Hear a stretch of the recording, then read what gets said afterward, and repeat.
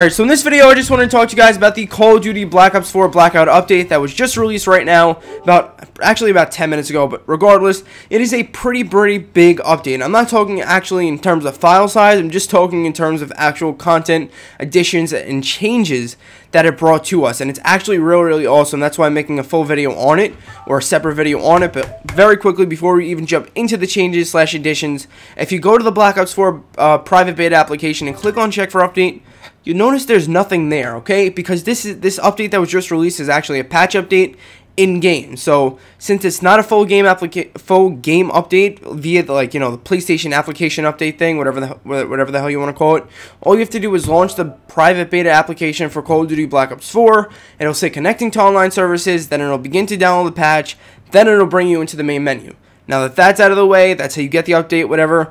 The actual bug fixes, changes, additions, that's what I'm going to talk about right now.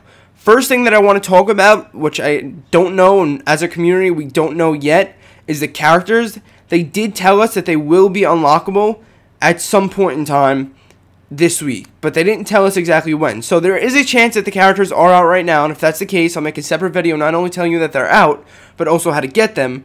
But there is a chance that they're out right now. If not, I just wanted to tell you that they will be coming out later on this week. Then the next thing I want to talk about, then now we're moving into the stuff that's actually confirmed and actual changes in game as of this point in time, as confirmed by either David Von der Haar, other people on Twitter, or Charlie Intel. So yeah, first thing, player count has increased from 80 to 88 players just 24 hours after releasing, which is awesome. They've already fit in another 8 players. Like, literally, that's insane. In my eyes, that's crazy that they've optimized it that much, that they can fit in another 8 players without giving up anything on the other end. I mean, it may not seem like that much, and it may actually not even be that much, but I just think it's awesome that they launched with 80. They told us that if they needed to and they realized that they can, they will expand, and they have done that. So that's just awesome in my eyes. Again, max player count raised to 88 players.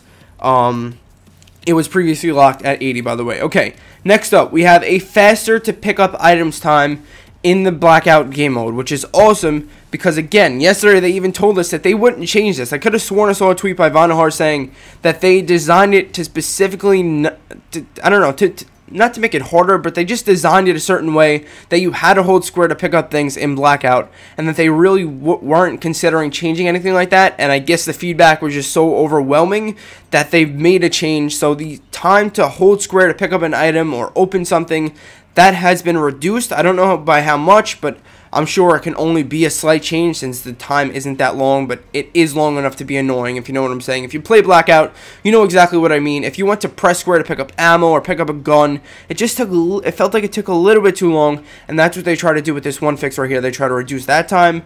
Next up, we have that the sensor dart has a 2-minute timer. That's fine. I've honestly never even used one in my game or even seen one.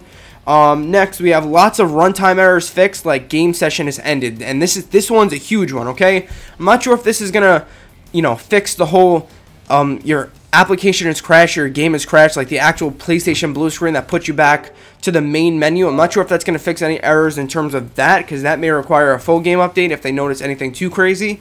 Not 100% sure, but I think that's how that's gonna work. But basically, what this section fixed right here, what this section is talking about right here, is that they fixed the update inside of Black Ops 4 Blackout game mode that causes your game to just disconnect randomly. I played 5 games of Blackout yesterday on stream in a row. I played more than 5 games, but in the 5-game span that I played, 3 of them disconnected, and it was horrible. It's just so annoying. Like, it even got down to like the final, I know it's not that many, but just final 20 or final 15, and then it just crashed, which is annoying because it took some time to get to that area in the game, to get to that, to just get to that space in the game. Even though it's a reduced player count, it still takes a little bit of effort to get to the top 15, top 10, whatever, top 5 even, and have your game crash. That's just so annoying. So I'm very happy to see that they fixed some disconnect issues in the game and optimized it even more. Next up, this is the final thing that I actually see on the list. I mean, if there's anything else, of course, I'll update on Twitter if it's significant. I'm not going to make a whole separate video on it.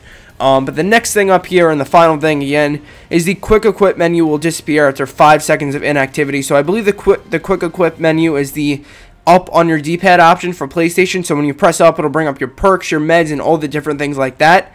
That will automatically disappear after 5 seconds of inactivity. So if you're not moving around, and say you activated a perk already, and I don't know, for whatever reason you still have it up on your screen, it will automatically just disappear within 5 seconds, which is awesome. Again, just something small but actually really cool, and I could definitely say that will be beneficial.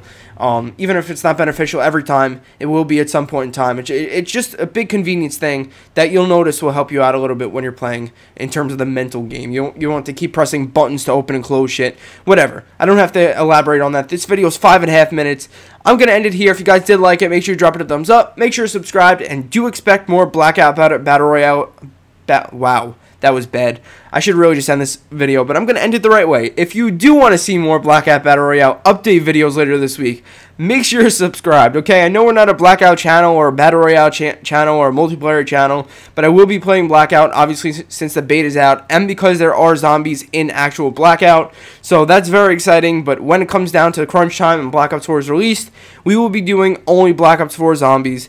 And yeah, so if you want to see that, definitely make sure to subscribe for that. But I will see you later. This is probably the worst ending I've ever had to a video, but yeah.